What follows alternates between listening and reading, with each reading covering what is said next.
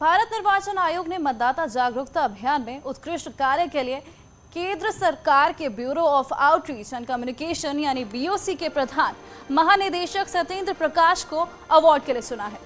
आयोग ने मतदाताओं को शिक्षित करने, उन्हें जागरूक करने और मतदान में हिस्सा लेने के लिए प्रेरित करने की दिशा में उन्हें प्रयासों को नेशनल अवार्ड फॉर एनवीडी 2022 के लिए चुना है। अगस्त 2018 में बीओसी के महानिदेशक का पदभार संभालने के बाद से सत्येंद्र प्रकाश लगातार मतदाता को जागरूक करने की दिशा में काम कर रहे हैं। खास तौर पर कोरोना महामारी के दौरान भी मतदाता जागरूक अभियान के तहत उनके प्रयासों को आयोग ने सराहा है। उन्हें मार्च 2021 में बीओसी का प्रधान महानिदेशक बनाया गया। Bureau of outreach and communication विभाग सूचना और प्रसारण मंत्रालय का अहम विभाग है जो सरकार की नीतियों का प्रचार प्रसार करता है।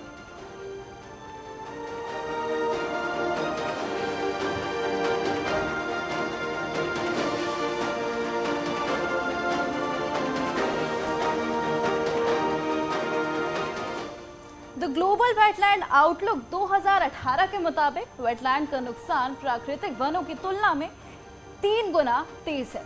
हालांकि बशेटीहली वेटलैंड ने कुछ अलग ही उदाहरण पेश किया है और ये नतीजा है 3 सालों के लगातार और ठोस प्रयासों का।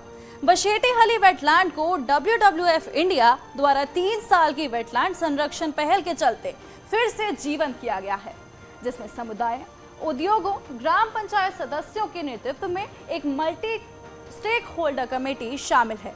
ये सब बैंगलोर ग्रामीण जिला प्रशासन के नेतृत्व में किया गया। ये पहल दरअसल विविध साझेदारियों और सहयोग के जरिए हासिल किए गए एक जबरदस्त नतीजे का अनोखा उदाहरण है। देखिए मिशन पानी की ये report.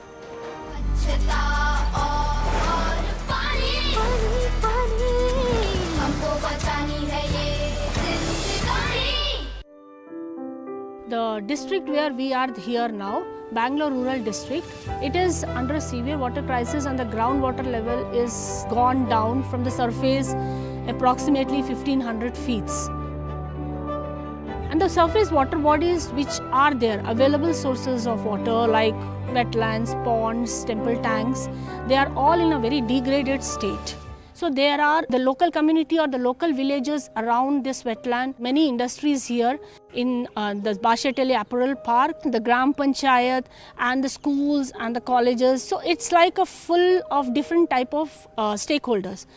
So we started talking to each of them to understand why this has come to this stage. We also studied the drainage pattern, connectivity from where water is coming into the wetland. That was something which was a revelation for us, that this is not an independent wetland, but it is a cascade of 4 to 5 wetlands, and from the upstream wetlands it is connected.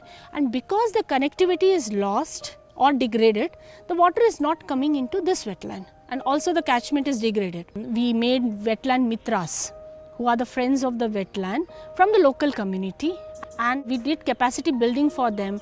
We trained them on wetland health assessment. Many villagers came forward and told us that, our defunct borewells started getting recharged, maybe because of this water which is there in this wetland. This was something which we dreamt of and believed in, and now it has strengthened our belief that this is possible.